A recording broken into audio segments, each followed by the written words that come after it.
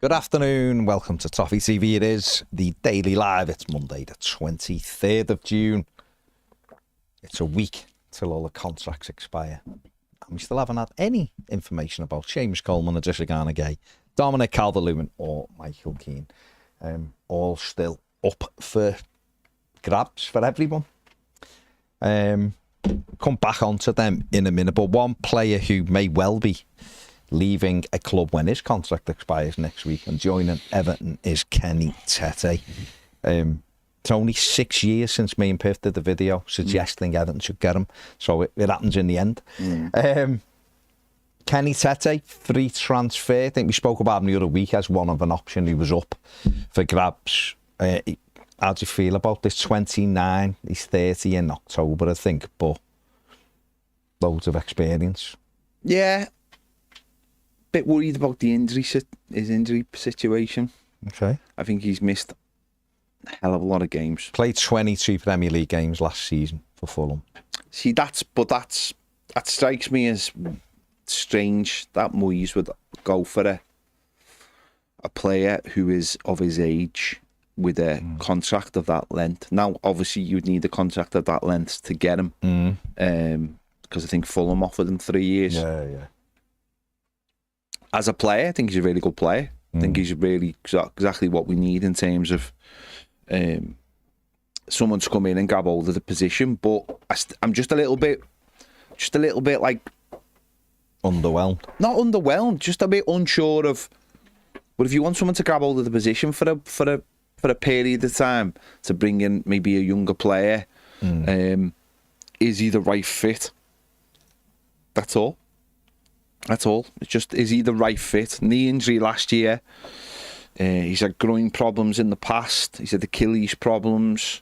It's just that. Just not. You want a player who's probably played more than 30 games a season. You know, you look at what Ashley Young was doing. You know, playing 30 games a season easily. You just wonder whether maybe it's just too good to pass up. Maybe it's just too good an opportunity to pass up. I don't know, but. I just thought maybe they would have looked for someone who's got a little bit more longevity, maybe just for that age. Kyle Walker was mentioned. Yeah, he hasn't got longevity, has he? 35. People were not happy with him. See, I look at it slightly differently. I look at it as he's basically back up to Jake O'Brien, because I just think David Moyes is gonna keep Jake O'Brien at right back, because he likes that solidity, especially if Tarkowski's fit. He's not. Jake O'Brien ain't replacing Tarkowski at centre-back. There's no chance. And Branthwaite, there's no chance. So I just think Seamus is obviously... I'm surprised we've not heard the decision about Seamus Coleman. I really am. If it's as simple as him agreeing to play for another year, why isn't it out there? There's a week to go. So I'm not convinced he's going to actually... I'm probably massively wrong here, but I'm not sure in my own mind that Seamus is going to stay in a playing capacity, unless it really is, like we've said all along, he's just registered and he's just a third choice right back. Obviously, Nathan Patterson is done in David Moyes' eyes. Now, whether that means done as in, he's got 2 years left, hasn't he, Patterson? So whether Moyes thinks, get him out on loan for a year and assess him at the end of that year when he's playing and he's not, I don't know. Whether it's Everton trying to retain some value in him, or whether it's Everton are just going to sell him if someone puts any money down. I don't know, but it seems like he's not involved at Everton now. Patterson's who he'll be moving on. And therefore, if Tete's going to be available most weeks to battle it out with O'Brien, then that's not that bad. I think he's a good player. Like, there's no issues with this. And 30 games a season, on average, I think he's played 89 times, hasn't he, in 3 seasons. So, yeah, okay, you'd want them available every single week. And maybe he will be when he comes to Everton. We don't know, do we? But I get your point, I get the caution there, but then maybe these are the players we're going to get. Kyle Walker, I know a lot of people weren't happy with that. thought he's still a good defender, but he's certainly 35 going the other way, and his wages would probably be too much anyway, so he was crossed off. Were Everton really going to... Kyle Walker-Peters wants to go to London, apparently, which is why that wasn't on the board for Everton. So therefore, our options are probably limited unless we were going to go and buy a right-back. I mean, me and James did a video on a couple of right-backs who maybe Everton could have looked. I know they looked at Hume, who's Sunderland, but maybe we'll get a better idea of how good he is in the next season when he's played in the Premier League. And maybe Everton just didn't want to spend money in that area because they, they're thinking, oh, Brien can play there and we've got to use the money elsewhere. Who knows in 12 months' time if they look at Tete and go, we'll let him go for $1 million or $2 or something. No, we want to buy a right back because Jake O'Brien is going to take James Tarkowski's place at centre-back, and now we want to invest in a right-back to battle it out with Tete. It might be a case of, I wouldn't say stick and plasters, that's probably being a little bit unkind, but just covering some positions, you think, for 12 months? I think if it is 3 years, or whether it's 2+1, that suggests, to me, it's... you want someone into... I think when we bought Patterson, I think the gap between Patterson and Coleman was too big, wasn't it? It was too big. I think we found that out in hindsight. It was too big. It should have been closer to allow Patterson to not to have that pressure on. I think we probably, all put on him. And, Seamus getting more frequent injuries, even though he did play games, but he was picking up more frequent injuries. You want that player to go in. And maybe Patterson with his own injuries, of course, as well. And then we were left in a situation where we didn't have a right back. I think I'm just thinking from the point of you want that right back or any position where you're bringing a player in for this period of time. The age doesn't bother me as much. I think we get caught up on age. I think we always have done, haven't we? So I just think if you're going to give someone 3 years, I'm just mindful. I'm just mindful. I'm not saying we shouldn't buy him, bring him in. I'm just mindful of that injury record.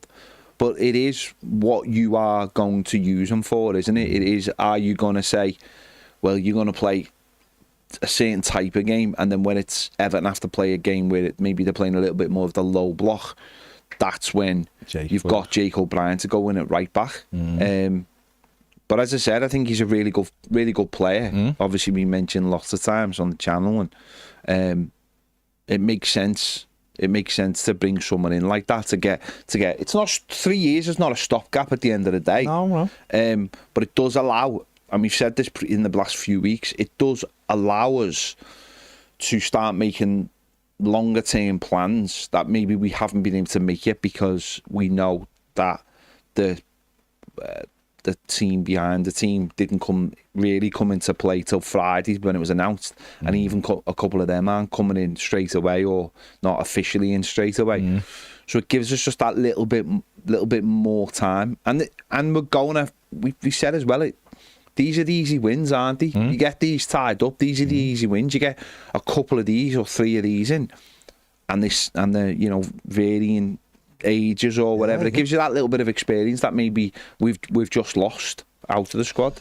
Yeah, definitely. I think, like we said, I think he is a good player, and there's slight concern over the injury, but he could come here and be fit for 3 seasons, and it's not even an issue. So that's what you're hoping for. And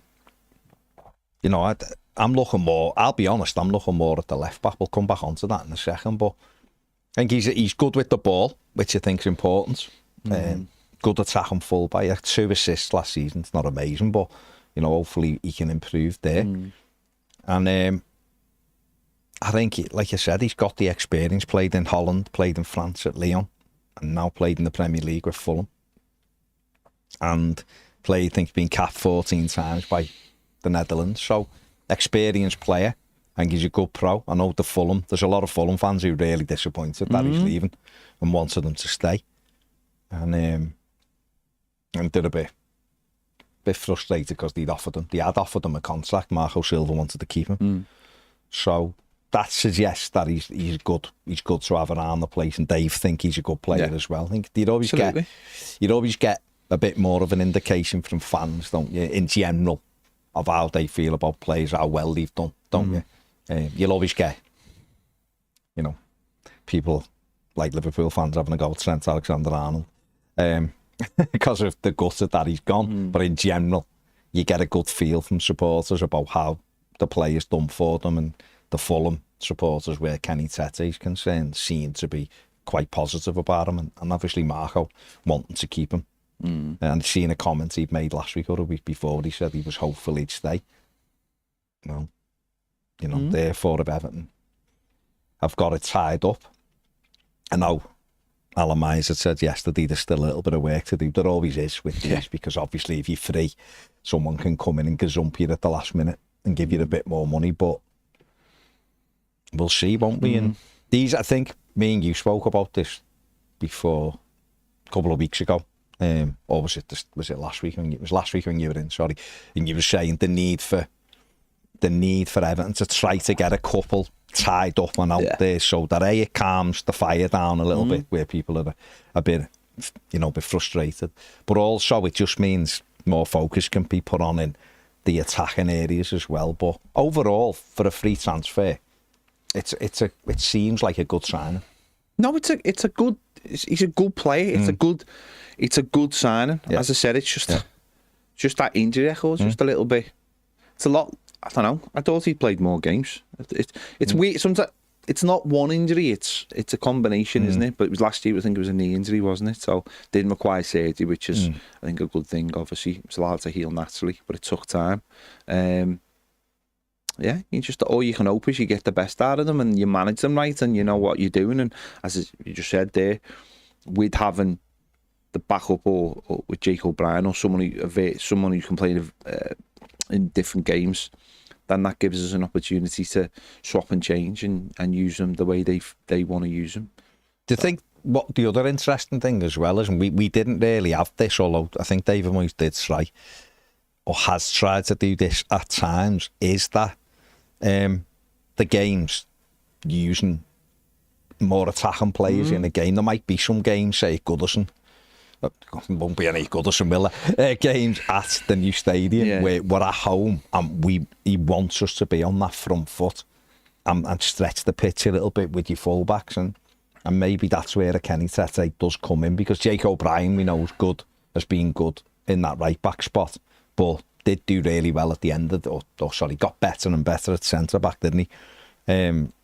But got flying forward isn't necessarily Jake O'Brien's strong suit, is it? Right now, he does get forward, but going past and creating, and maybe Tete's a little bit better in that respect. Well, it's a solid option, isn't it? It's a solid option, good experience, international, and it is a variation. He's a proper right back, and it gives us a little bit of time to sort it out, maybe properly, once and for all. And I think the length of the contract certainly shows a confidence in the player. They'll have all the medical knowledge. I don't know. I don't know what they'd be looking at, or who is available to turn their nose up at it. Maybe, if it's someone that they've looked at before and have got a admiration for him, then they just got to go for it. And if you want him, you've got to be Fulham, haven't you? And Fulham have offered them 3 years, so you've got to match that. And we know that footballers, when they get to sort of this kind of age, they are looking for those longer term deals, those securities, putting the roots down for a period of time. So yeah, let's just get it over the line if that's who they want. The most games he's played in the season's 34 in his career, which is mad, isn't it? Yeah. And they've had, obviously, the last 3 seasons in the Premier League, 31 appearances, 14 when he got the Achilles injury, I think it was, wasn't it? And then 22 last season. Played 20 games in the Championship for them and 22 games the season before in the Premier League, so 119 games. And that might suggest that he's a player who could have played at a higher level, but for he hasn't got the ability to have longer seasons, and that might mean that we're getting a better player than maybe we, someone who just can't. Other teams haven't looked at, just because they will look at those metrics and say, can you play over 40 games a season or be in contention for over 40 games a season? It swings and roundabouts, doesn't it? That's just the way it is. It is with some players. Some players have absolutely fantastic careers because they can play 40, 50 games a season without any issue whatsoever. And if you want to be at one of the best higher teams at the moment, you've got to be able to do that. You look at Spurs last season and you look at some of their players and think some of their players would never be able to ever. Well, I know they did win a European trophy, but look at their league form. So you've got to be. They won a European trophy, 2 centre backs. Yeah. That's what I'm saying. So you've got to be able to play league games and European games, and some players just can't. And we've had players at Everton who can't get through a Premier League season, and that's why when people dish out criticism of certain players, that's why your Ashley Youngs have been so competitive during their careers. It's because they can go and go and go. Look at Sarkovsky. Yeah. I know he's ended up with an injury at the end of the season, but for a free transfer, it's available for every single minute of every game until the Man City It's a big thing with Castore as well. People can. But yeah, when Castore come, Everton had to sort of overlook a couple of things. Oh yeah, wasn't training as much. Couldn't train a lot in the week because of the knee and stuff, but he ended up being really durable for us, didn't he, in every season? So you hope that Tete comes in, and if he is used, like you just said, they use him right. And I do see it with the games, 67 Premier League games in 3 seasons since they got promoted. He might just be unlucky. He'd made 31 appearances when they got back up into the Premier League. So his first Premier League season, 31 appearances he made for them. 14 the next season, but he got an injury. Any player can get a bad injury, it's just the way it is, it's football. And then last season with 22 appearances. So, we've got to just go, well, at least he'll be in there battling with Jake O'Brien, get fit. And, to me, I look at it slightly differently than if he was like our main hope as a right winger. And we didn't really have anyone else. Where I look at him and think, well, he's coming in, he's going to have to get past O'Brien to get in the team. And maybe Seamus. So we'll see. We'll see how that develops this week. Obviously, Kenny Tete reportedly close to joining Everton on a free transfer. Fabrizio Romano, a couple of other outlets saying it'll be done, agreed this week, and obviously he will sign on the 1st of July because he won't be signed before then, clearly. I know we're sort of probably bored with talking about these 4 players, but there is still 4 things that are outstanding at Everton, which is Seamus Coleman, Idrissa Gana Gueye, Dominic Calvert-Lewin, Michael Keane. I've just had my say on Seamus Coleman. Where do you think? Are you 2 things there? Are you surprised we haven't heard if it's that easy? And what do you think that'll end up looking like? I don't know. I think maybe Michael Keane, Dominic Calvert-Lewin, and Seamus have gone on holiday, and really it's making that decision, having that decision 100%. I know we've already heard that from various outlets that Dominic Calvert-Lewin's leaving, and the same about Michael Keane, but it hasn't been made official. Seamus, it'll probably be whether he wants to retire or not. And again, that might come down to going on holiday, having getting some relaxation in and having a good think. And I don't know with Seamus. I just find it odd. But it's a big decision, isn't it? Because it's different. You've got to, if you it's not as easy as saying I'm going to register as a player. You've got to train day in and day out as a footballer. Whereas if he decides to be a coach, he's going to be a coach. And he'll be given a completely different job, and he'll be completely separate from the players. Then he's not the captain, doesn't have that role.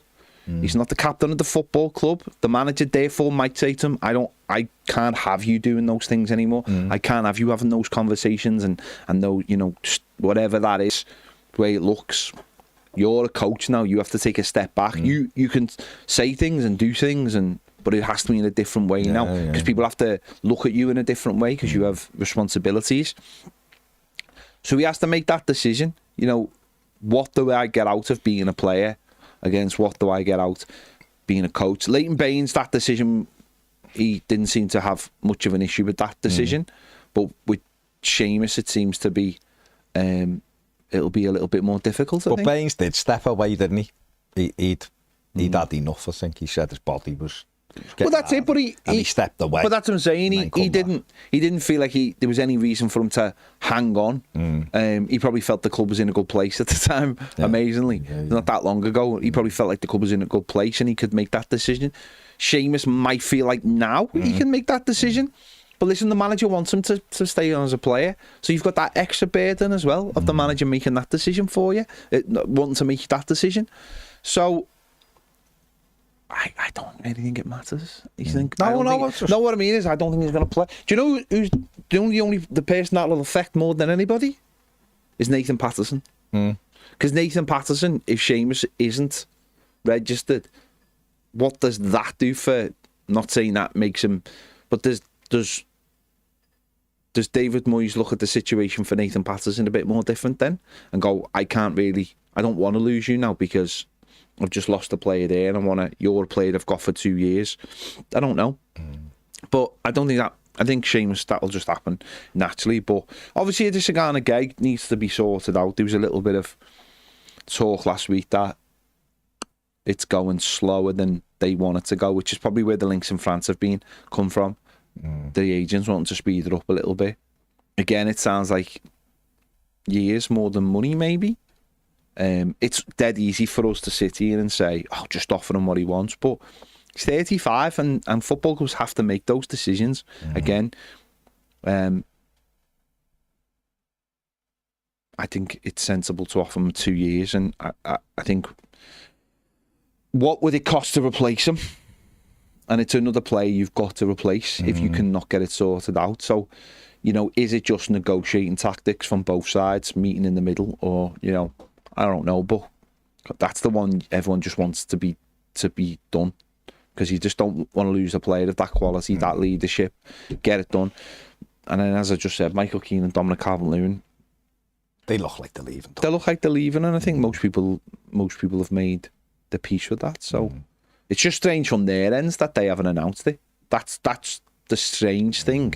If Dominic Calvert-Lewin has decided, why hasn't he announced it? Like, you know, why isn't other clubs, with the club? It's a big thing. You should be announcing it. I think they should start doing, maybe when you get to this time of year, maybe, you know, the gender reveal things. With the club. Just have one of them, yes or no. To a club. So you'll have a big badge. And you have a big, and then it comes out blue, you're staying. Comes out pink, you're leaving. Oh, okay. But you don't know. If you haven't made your mind up by now, then it is weird. Leave it to someone else. Because you think if he was going to, being like with West Ham, hadn't he? Last week said West Ham were talking to him and were ready to offer him underdog, and he was linked with United again last week, the back end of last week.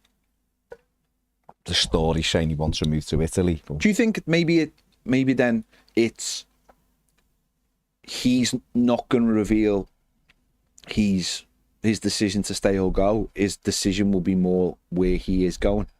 Probably, yeah. Because it would be a bit. I found a bit on the Jake Humphreys thing when he said, "I've got to be careful what I say because I'm still contracted to Everton." I found that a little bit like he sort of knows that he's going, but I just thought he'd be a good pick-up for someone, and therefore you'd want to package that in a real positive way. Of we've signed a centre forward and we've signed Dominic Calvert-Lewin and he'll join on the 1st of July, and I just thought they would have, like a club might have. It doesn't matter to us, does it? At least we'll know. Michael Keane, again, last week, Leeds. It seemed like Leeds were winning the race for him. Burnley apparently wanted him as well, according to links, I don't know. So, we'll see. And it's Rissa. over the weekend again said the sticking point's the 2 years. He wants 2, and he's happy with the contract, but he wants it for 2 and not 1. So I don't know how you resolve that. Yeah. Who knows? We will see, I guess. Gary Waters, Hardy Bruce says, hey lads, I'm in London, so getting a bit of live Toffee TV action for once. It sucks. I'm here with no football on them. So why are you there? Bruce, let us know why you're there at this time. Gary Ward on Kenny Tete says, I think he's a pretty good signer. Andrew L says, I did. Tete, probably the best of the right backs that are available, and for free, it's a no-brainer, really. Dutch internationals played in the Premier League for a few years. Liam D says, is Patterson now our reserve left back? Well, decision's got to be made on him, hasn't it? Surely. You see, that to me is more of an issue, the left back, because we've got one. Yeah. Whereas right back, we've got Jake O'Brien, Nathan Patterson, looks like Kenny Tete, and James Garner can play there as well. With left back, there's nobody. Patterson can go there. But McNeil can't play there, can he? Whether you're going to... He's played there twice. The Southampton game was shocking in the Carabao Cup. You didn't have a clue where he was. And therefore, Premier League. You know, if you're going to coach him into that role, fair enough. But, you know, if you could get him in that role doing what he can do with that left foot, then fine. But I'm not sure. I think Moyes would want a better defender. But Gladiator says, all right, fellas, listening up at work. 2-hour flight north from Perth. Kenny Tete, decent signing, only issue could be injury record. According to his report, his wages are less than Walker-Peters wanted. What are your thoughts on that? Might be longevity, mightn't it? That's might just be that longevity thing. Maybe Walker-Peters has got more clubs after him. According to, like I said, the big reporter he wanted to stay. He was going to Spurs, apparently. Walker-Peters going back to Tottenham because he wants to stay in London, and they need someone who's sort of homegrown and all of that stuff. So he's going there. Mark Mack says, will he be the best Kenny that's ever played on Merseyside? John Joe might have something to say about that. Billy, for a bit. Bonjour to Dr. Richard Pincher. Peter says hello. Nathan says the fact Fulham fans are so upset at losing him tells you a lot. Sounds like Moyes and the team behind the recruitment are looking for smart deals, hopefully mixed with big ones like a fast winger and Tieno Barry. Yeah, hopefully. I watched France against Germany last night in the under-21s. Oh yeah. And Big Nick was playing. Done much, scored, got an assist. Was good. Looked a good player. Yeah. I mean, the Germany kit was sensational, so most of their players look good. Nathaniel Brown looked good, James. The left back looked good. But yeah, Walter Made, as they call him, was very good. Interesting. Yeah, I like him. I just think he's so weird. He's odd because he just is clever on the ball and he's got a header off a corner. Some lovely little through balls. Bits of play where Moyes would be screaming at him to run a bit more, but in possession he's quite strong and he's got a little bit about him, couple of arguments with defenders and stuff. But we'll see who gets him. Big Willie Nonso got sent off for Italy. I say Germany, France, it was Germany, Italy. I was going to say that because you've only mentioned one player, you haven't mentioned the other one. It's Germany, Italy. Italy had a couple of good defenders, actually. One that looked very... No, Italy, good defenders. Look like Calvert, but they're not always. But he looked like Calvert. I don't know, they don't make good attackers anymore. No. Nonso was up front, actually. But, yeah. But big Walter Made, yeah. Jake Ablett. I could just imagine going to that game, seeing an Everton scout going, who are you scouting? Nonso. Rangers scout, probably. Jake says, all right, lads, Tete is by far the best option out of Walker, Kufal and Walker-Peters. Okay. And Jake also says, right wing and striker clearly a priority for Everton this window, but I do think we need a midfielder who can come deep and take the ball and get us going. James Garner doesn't look comfortable on the half turn for me, and I don't think he's what we need to take us to the next level. Mark says if players look after themselves more, is age even an issue? Look at last season. Young, he was solid. Free transfer, able to use funds at the top end of the pitch. Eddie says, why won't the club give Guy what he wants? Because when does it stop, I suppose? Because he's 35 and you would have to put everything into play, wouldn't you? And you would think that as a football club playing in the Premier League, you've got more to offer the play than maybe other people out there have. Yeah, listen, he could go and play for a couple of French teams, but ultimately, all what he's getting out of that is the lifestyle rather than the football. Yeah.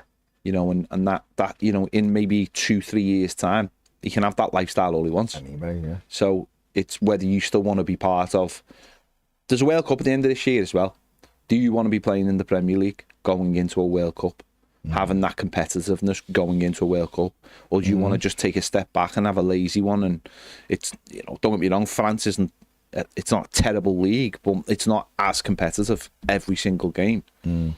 So, you know, do you want that? And that's what Everton will be looking at to offer him, really. Yeah, definitely. Derek says, lads, probably trying to move Patterson on if we sign Tete as most likely O'Brien as backup and maybe even Coleman as emergency backup. So don't see a reason to hold on to Patterson. It's clear Moyes doesn't rate him good enough. Think for his own good, he should be moved on. Adam says if Moyes is okayed it, then we should trust his judgment. We know how thorough he is when he's looking at players. Yeah. Eddie says doesn't mean Patterson goes unknown, possibly. Kev Rex says, hi guys, need you in the channel more than ever today. Had to have my Labrador Dexter put to sleep on Saturday night. It was so sudden and my family and I are heartbroken. My daughters have lost their brother and my partner and I have lost our best friend and loyal companion. Life will never be the same without him. If you have a pet at home, give them a big hug. Sorry to hear that, Kev. Horrible. Sorry for your loss, Kev. Terrible. We got SpongeBob on a super chat talking about Kenny Tete. Says Tete's a cracking player, lads. On a free, it's a no-brainer. Spend funds on attacking players makes more sense. Clever signings like this is how we should bulk up the squad. Thank you very much for your super chat, mate. Much appreciated.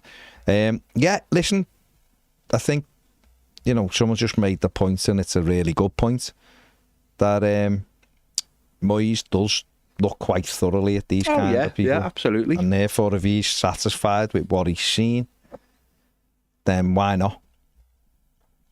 Why not? Yeah, I mean, that's sort of what I alluded to before.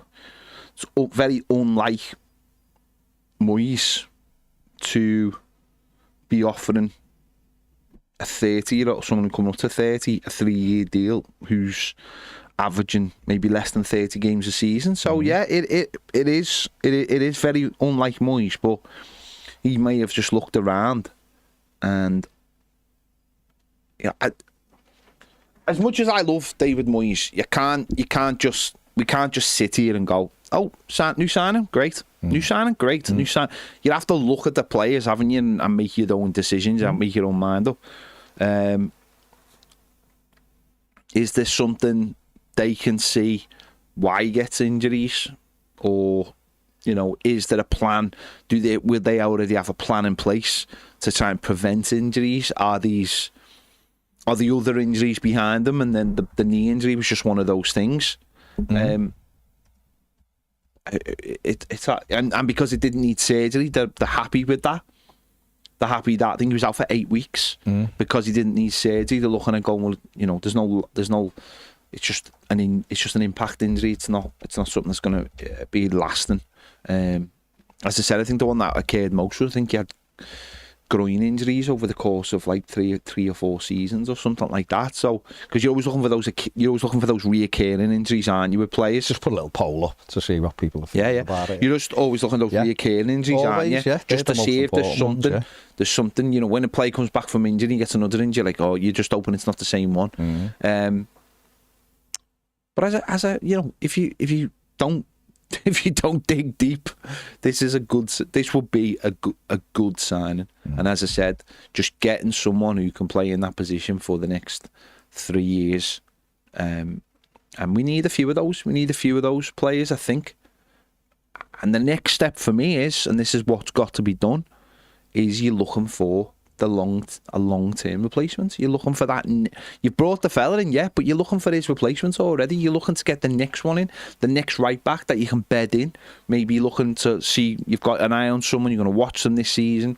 You're going to do the deal, get them in next year, and then for the following year, they're the person who sits on the bench, and you're getting them in while you can, and you know, you're not relying on Jake O'Brien to play in that position anymore, and he's transitioning over to play at centre back, and you're having these succession plans in place for every position, because Everton obviously have been guilty, and we heard Kevin Felwell say, you know, we can't plan, we have to go window by window, we can't plan three ahead, whereas some teams, you know, out there are planning three times, you know, 3 years ahead, like Brien and stuff, bringing a player in, putting them on loan or whatever it is, and they're getting these really talented footballers 2-3 years ahead, because they can do that, but we haven't been able to do that. No, you can't just say every signing's brilliant. Obviously, you have to look at everything. Looks good on paper. It's got to be fit, of course, and we'll see how we go with it. But the manager's given him. He must have given him the once over, obviously, the twice over, the 3 times over. We'll see how we go with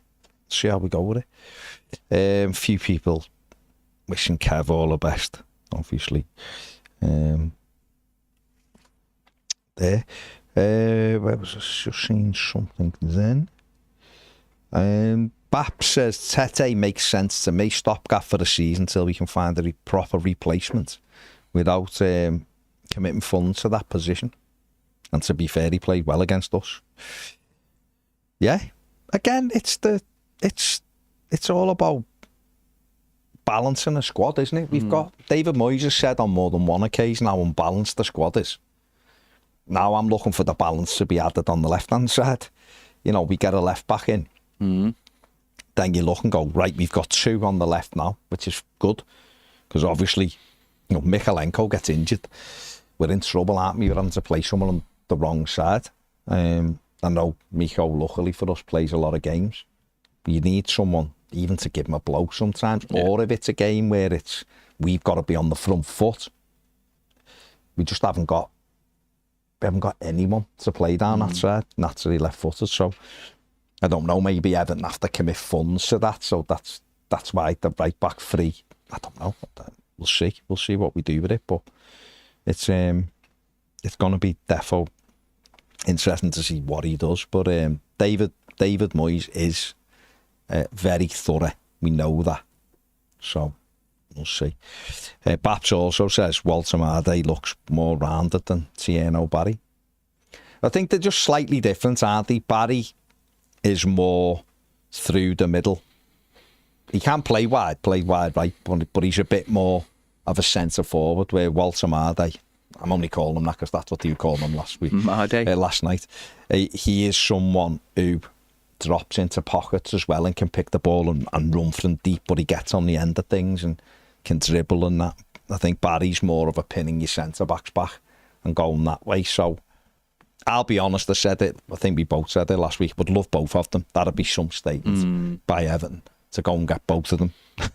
Be incredible. But I don't think it'll happen, but I would love it. I'd absolutely love it. Love it. Ian says, decent signing, but I do wonder if Patterson is part of our plans. I don't know. Declan says, exactly, recruitment is a constant work in progress. We spend money on a few key attacking pieces this window and get the loans and freezing. that's it, isn't it? Just that, you know, this is the whole point, is that you've got to really piece everything together. I don't know whether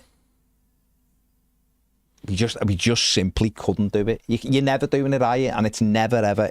Recruitment's constantly evolving. Look at Liverpool. They've won the league. They still brought in Frimpong. They got Waits in. They're getting Kerkez in. And they reckon they're still after someone else, and that's 300 or whatever it is, 100 and 200 odd million spent, having won the league, and they're still trying to evolve from there. City are doing the same. Everyone's doing it all the time, because you're always having to update. What Everton have to do is start getting those assets in that make us some money, won't they? And we haven't been able to do that, but now you'd feel that we are. What did you make of, obviously, Everton announced a raft of changes behind the scenes on Friday, the recruitment structure that we'd sort of been talking about, had a little bit of clarity given to us on Friday. Angus Kinnear obviously done statements as well. The football leadership group. Yeah. It wasn't. They announced that James Smith, Nick Cox as technical director, James Smith as director of scouting and recruitment, Chris Howarth to direct the club's football strategy and analytics operations, and Nick Hammond to lead the club's player trading activity. Obviously, James Smith has worked at Everton before for 10 years, worked at Manchester City and Manchester United. Nick Cox is really highly rated. In fact, journalist wrote an article yesterday saying it was Everton's best signing of the summer, no matter who they bought. What have you made of that then? With Angus Kinnear saying it's a slight, it's a different sort of approach to what Everton have had. Yeah, it's a different approach, isn't it? It's obviously not one person. It's not one person doing maybe multiple hats. Listen, I don't know which one's best. I don't know.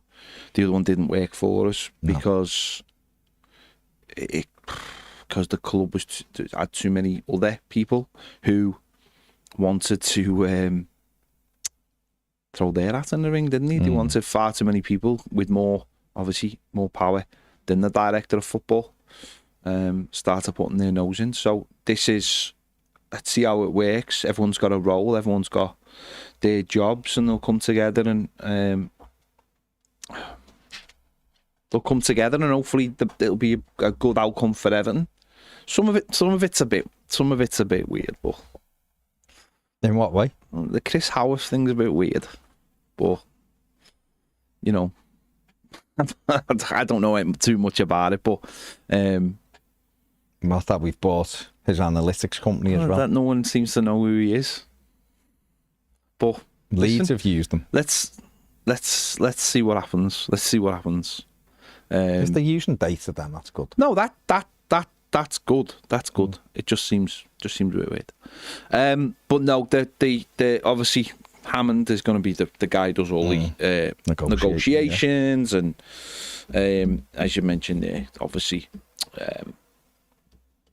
Cox has Man United have had really, they've made plenty of mistakes, but they've been able to bring young players through and have bought some really good young talent as well. So yeah, I think we've mentioned for a while how Finch Farm in the last 5 to 10 years has really, for certainly on the academy side, has been really, really poor. Not.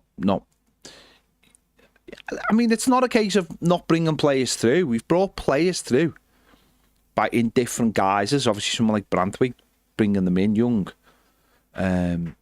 Obviously, and Anthony Gordon, that we've made money on, coming to the first team. Other players like Tom Cannon, we've made money on them. But I think I don't know, we've heard varying reports over different years about standards within the academy. And I don't, we are in an area where, we share the same patch, quite literally. with Liverpool, Manchester United and Manchester City. Before we even talk about maybe some of the smaller clubs. That's really, really difficult, because we used to have a reputation for being able to grab young players ahead of Liverpool. Manchester City weren't obviously a thing. Yeah. And we're losing out now because, and what's crazy about it is we're losing out to like Manchester City. And it's not even that by the way, we've had no pathway really in the last few years. No. Because players, they get to the 18 to 21 has been such a bad place for young players at Everton, because they don't feel like they've got any opportunities to get into the team, because no one's been willing to play them because the stakes have been far too high. And then before that, I think it was like, well, we can just buy players. We can just buy players. Don't need it. We can just buy players. Everton have to create that pathway. But I think what's mad about City is City don't really have a pathway. But what I think some younger players see in them is that they will become amazing footballers. And literally, when they get to a certain age, the world will be their oyster. And we've seen that with the players now who have come back into the Premier League and they're still only really young. Yeah. And that's, I think, what people see in City is they don't see a future at City. They just see a fantastic opportunity to become fantastic footballers. And then if they stay at City, fine. But they aren't going to drop into like League Two. Oblivion. They're going to go into Europe and they're going to play in the Champions League, and they're gonna come back into the Premier League without any issue whatsoever. I think that's what people see in City. Whereas people look at Everton and go, "Well, where'd you go? You don't go anywhere. You don't get an opportunity to play in the first team, and you don't get opportunities to go anywhere else. It just becomes this like closed door where our players just like languish in the under-21s. Like it's absolutely crazy. That we have players that should be out on loan who've been sitting in the under-21s because no one's been making that decision. Yeah. Or it's like the manager's like oohing and ahhing over them because the squad's been so small, and then they don't get opportunities, and then they become bench fillers. Yeah. And we end up losing them. And it's not, people go, well, it wouldn't have been wouldn't have been good anyway. Well, maybe if they'd gone on loan a year earlier, we could have sold them and made some money, and they made more money on them. And people often go, when like that kid's leaving Liverpool, this what's his name? Kwanzaa's going for like 40 million quid. Like, how? It's like he's a bang average player, but he's had Premier League experience. He's filled in, and he's got into the England squad. It's Liverpool tax, and it's like, don't get me wrong, I wouldn't expect any of our players ever to be on that to get that, but they've used him and brought him in, used him in the right way, and now he's going to leave, and they're going to make a shitload of money on him, and pay a big chunk of where to transfer fee.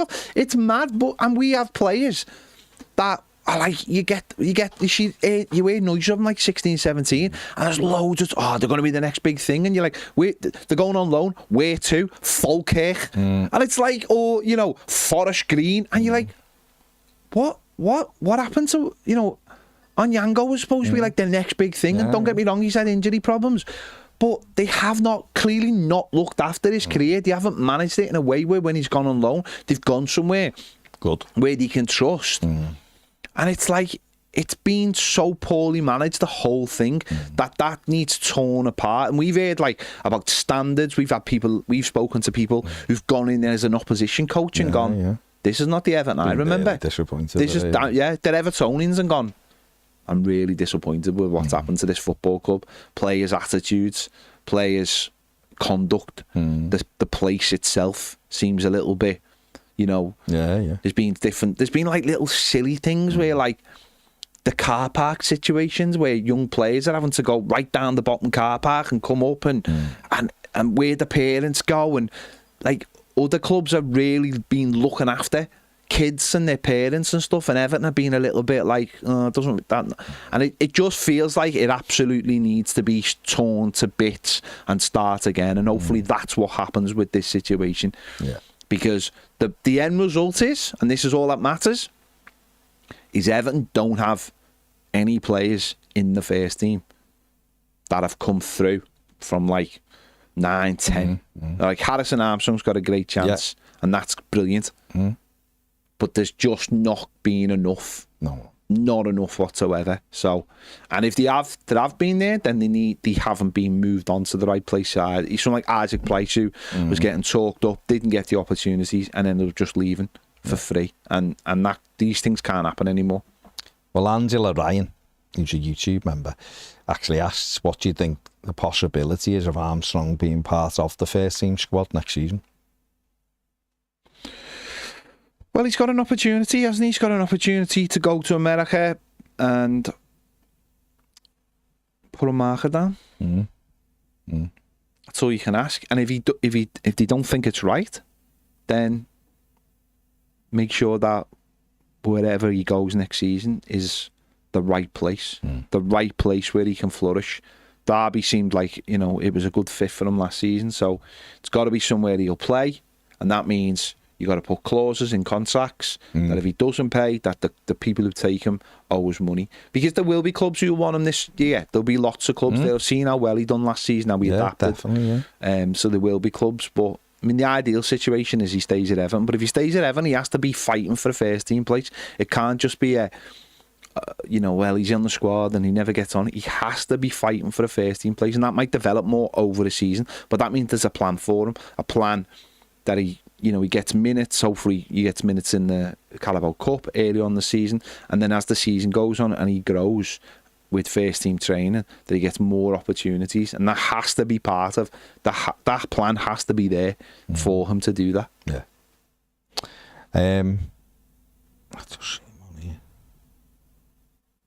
Simon Bell says, would you look at Sergio Reguilón as a left back option? 28. He obviously went on loan to United, didn't he? Which was a bit of a mad one. Shouldn't we be looking for a young player who can, because Michalenko's 25, so shouldn't we be looking for a young player who can be the backup rather than an old player who can be the backup? Isn't this the ripe sort of period now to try and find a decent left back? Yeah, it's an option if it's a loan. If it's an option, it's not a bad one for me. Yeah. You're right. It's whether they're going to pay for that left back, isn't it? That's the thing. Whether they've got plans to use money in that area this summer, or is it just a case of getting someone in to balance that side as well, and then maybe address it next summer? I don't know. Yeah, I don't know. It's a very, very interesting one. He's a good footballer, Reguilón. But fell out of favour at Spurs, went to United, didn't do loads at United, did he? It's going to be very, very interesting one to see what happens at left back, definitely. Tom Max this afternoon, lads, I think Tete would be a smart signing in this window anyway. We need an experienced, established right back to start the season, and Tete fits that role perfectly for now. No major outlay, cheaper than most other options, and the fact Fulham supporters don't want to lose him is a good sign. Evan Viking says, think it'd be a very smart signing. If you take away his knee injury, he's only missed 6 games. He's a big upgrade on what we have, and Moises and Naka getting the most out of players with a similar injury record. I think it's very clever. Harry James Tattoo says, I'm actually happy with the Tete signing. Finally, a right back under the age of 30. That isn't Patterson. And Fulham fans seem genuinely gutted he's leaving, so that's a positive. Jay says, having condemned the Walker potential signing, I should be condemning this, but I won't, because he's younger and won't bleed us dry in wages. Why should you be condemning this, Jay? Because of his age. He's 29, he's not 30, no, so it's over. Liam says, the thing with Seamus is he's also the Ireland captain. If he retires from Everton, he basically retires from Ireland. He may not feel like he's finished with Ireland, so staying on in both dressing rooms for one last international campaign. I'm just wondering why it hasn't been announced, Liam, that's all. He may well. He probably still will be. He still will sign, but I'm just wondering why it hasn't been announced. It seemed like an easy one to me, that one, but Graham says, do you think Seamus and Moyes could be waiting to see who's brought in at right back before deciding whether to carry on playing or be a coach? Obviously, bringing in Tete now will help that decision be reached sooner rather than later. Well, there's a name for you. Odin Samuel Smith. 19. No. Right back, can play left back. So would having Tete help bridge the gap for him, maybe, to push on to play? Well, why isn't he being mentioned? I don't know. I'm Obviously, asking you. Ishii was mentioned at 16. Well, maybe one is just more ahead, and Ishii's the one who's more ahead. Maybe he's got a year left on his contract. Obviously, we know Ishii was the one more favoured, and obviously went to Chelsea. But do you think there's any, just in terms of just that age, 19, he should be going on loan. Well, that's Shouldn't he? That's more, isn't it? If he's good enough, as in if they think that he's got a chance, he should be on loan, and then you really find out, because this is what's happened to Dixon, and Dixon's now. Well, at the end of the season with an injury, didn't he? So I don't know. I mean, I know that he can play both, Samuel Schmidt, and he has played right and left. 21s, definitely for the 18s. I just feel like he needs to go on loan, and then we'll have a better idea whether he can do it. They're the ones. If he's one with a thing of potential around him, then he needs a loan. Isaac Heath has just signed a new deal, the winger. So his next thing's got to be a loan. If they genuinely think he's got half a chance, he's got to get on loan. Because playing in the under 21s, there's no point. No. We played 20 times, Samuel Smith, last year. For the 21s. Yeah. So therefore a loan has got to be his main thing.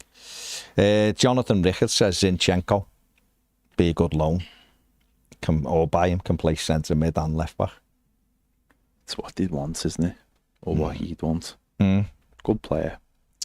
Jonathan Ricketts says Brown, Roll and Voltamade. Look, good options. They did.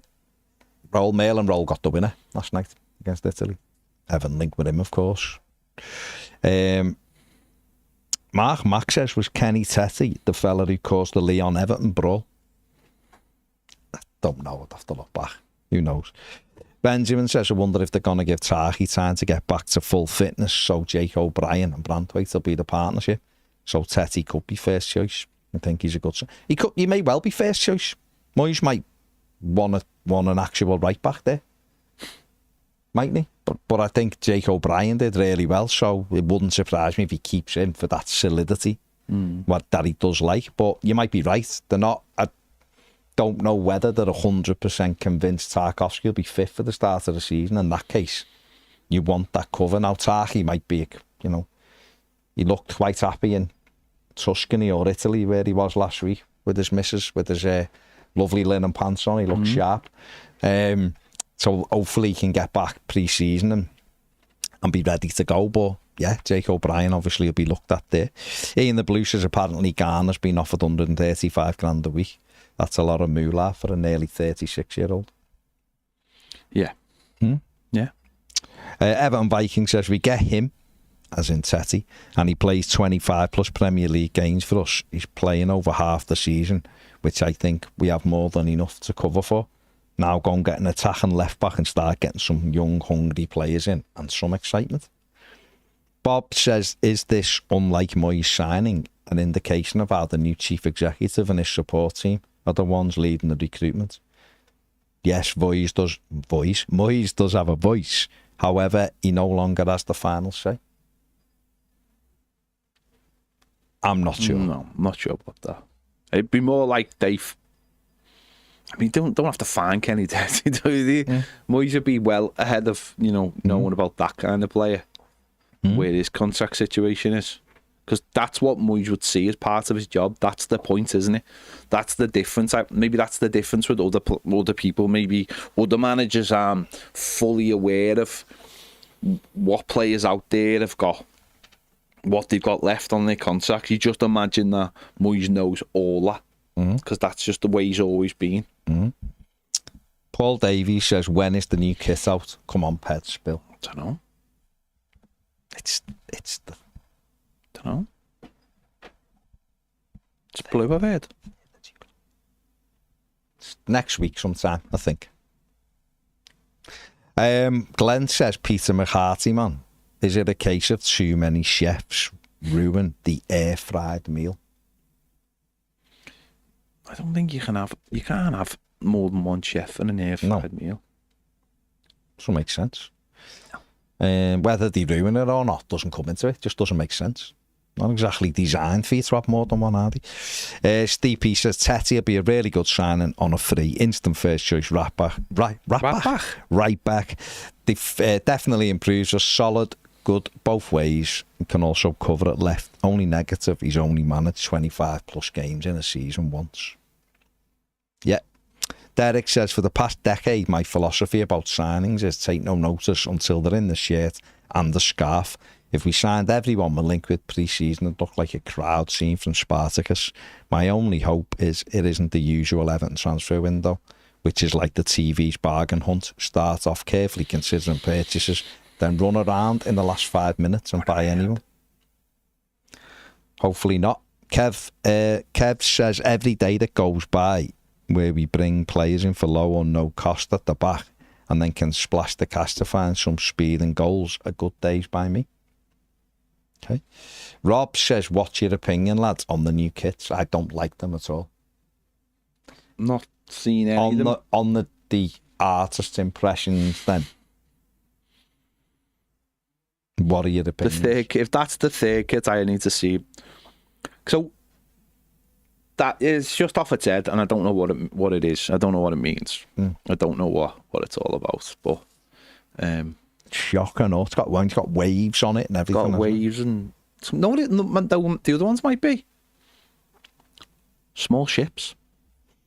Look, they might be small ships on it, and they're just going. There you go. Yeah, there you go. Yeah. No, listen, the away one looks nice, but then also looks massively like our third kit last year. Just without the which is a bit weird, like that we've gone for two very similar colours, even though they're different kits. I'd have to see them in real life being worn by like a footballer with a decent tan, and then make my mind up. You can't always see them. It's the interesting bit, I guess, is the blue socks for home. I like that though. I do. I like them changing the socks now and again, just different colours, and I do like the blue. It's got the waves on the kit, hasn't it? Yeah. My only thing about them is just like, I don't know. The brand itself, I don't think it has any presence anywhere. But do you know what I mean? The kids aren't exactly rocking. Well, you're more of a kick on you've got a child, you know. The kids aren't exactly rocking. Castore, never wear Castore. Exactly. The kids. Maybe I offered them to get them something Castore. Just like, kids aren't rocking it. Like I was in. I was in a few sports shops over the weekend. There's not a stitch of it anyway. Just its own brand, like it's out just there. It's just like a generic brand, isn't it? But it's not like a generic. It's like a generic brand that no one wears. No, but that's what I mean. It's like nothing. I can't even think of one. You walk around the JD Sports, you don't see a stitch of it. Like you just see. You see all the other brands. You'll see like Under Armour and Castore. I just don't think they've. Under Armour and Montrix, and they've not committed. That's what I'm saying. It's like there's no like. It's another brand where there's like no. It doesn't. It's just like no one wears it. So it's a bit like, I don't know. So it's difficult to convert people into being like going, oh, that's good. And I think the problem as well, and I always say this, is that they're not even committed to making like affordable tops, so people would start getting into it. You know what I mean? I'm saying, I know like every Monster X top's like 40 quid and all that, but Castore stuff. No, they're expensive. Why would you wear it? It's expensive, and it's not even like it used to be like seen as like this luxury sports brand, and now they just make generic stuff, and that stuff seems really expensive compared to other brands, and I don't quite understand that because you haven't got the clout. Do you know what I mean? You haven't, like, you walk into like a JD and see the Montrix stuff, and the Montrix stuff's cheaper than the Nike stuff. You've got Montrix, you've got Montserrat, you've got Technicals, you've got Trailberg, you've got all of these that everyone's wearing, exactly, and they all look boss. And then you've got and they're all cheaper than like the Nike stuff and the Under Armour stuff, and it's like, and there's no. Like, but it's actually better than their stuff. It's weird. I don't know. But they paid a lot of money, so that's why I've got it. Mark Max is looking through the outer contract list, and there's a blast from the past in there. Henry Onyekuru. Let's bring him back. No, it's too small. You know, he's never got to wear the Everton kit, did he? You've got to feel for that. You've got to feel for it. Right, last couple before we finish. Eddie says, I feel these are the most important kits for Everton for the new stadium. This kit will go down in history. There you go. Well, that's what they're wearing. And Gordon says, Castore is not great. I'm paraphrasing. We might as well have a kit made by High Tech. Do you know the other thing that I'm not au fait with Castore is like, we are their only Premier League club. I know they've got Burnley now as well, but, you know. So, yeah. And there's nothing like special for us.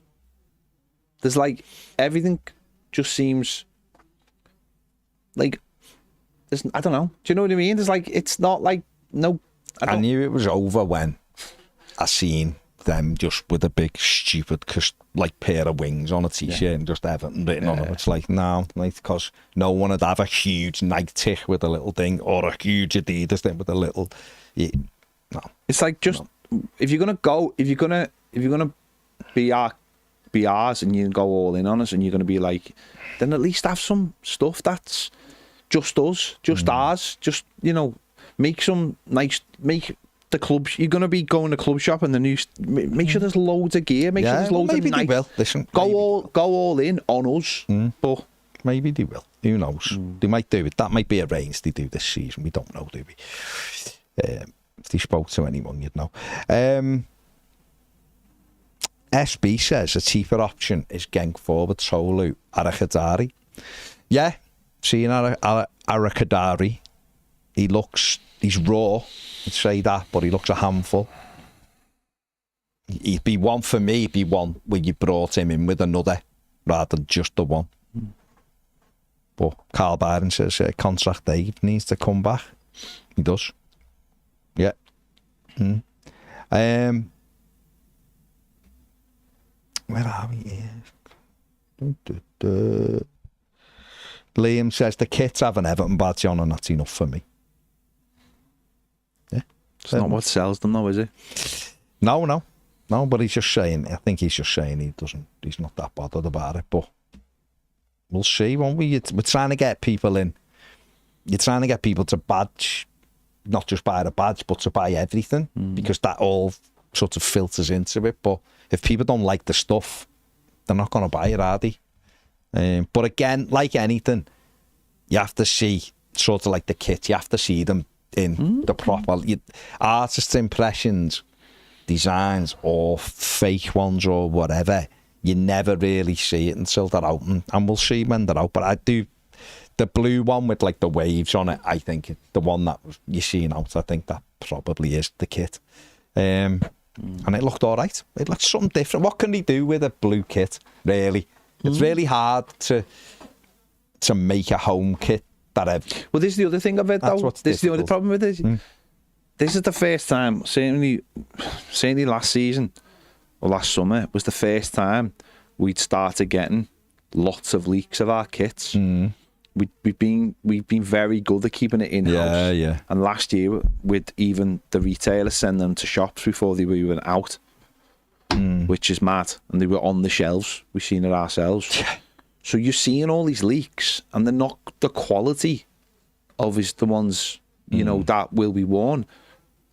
So it gives people a bad impression of the kits. And therefore, you want the kit to come out and be like the nicest it can be, and brilliant lighting, and worn by a footy player, and you go, wow, that looks boss, that. But you're just seeing these kits hanging up and the lighting's not good, and they might be knockoffs in the first place of the original design, so the designs mightn't be exactly as they are. Things might be more subtle on the original kit and have been, you know, and it's stuff like that which I don't think's been particularly good for this partnership so far. Has been just the amount of leaks. I mean, we've now seen two of the kits in real life. Third kit one an artist impression, all the goalie kits an artist impression. I mean, that's, and then what that does, by the way, as well, that creates a thing of, where are the kits? Why aren't they out yet? As well, So you get that people start demanding, going, why aren't they out yet? And again, it's that thing of like, you know, it could be done better. Could be done better. Well, Everton used to be really good at the kit without the kit really leaks, good at it, yeah. didn't he? To be fair, and I guess that's working with different companies who get the information to different people, I think. But it is a bit mad. It is a bit mad. But we'll see. We will see. Right, we're going. Thank you very much, everyone who's commented. Take it easy. Have a good day. We'll see you later. Bye.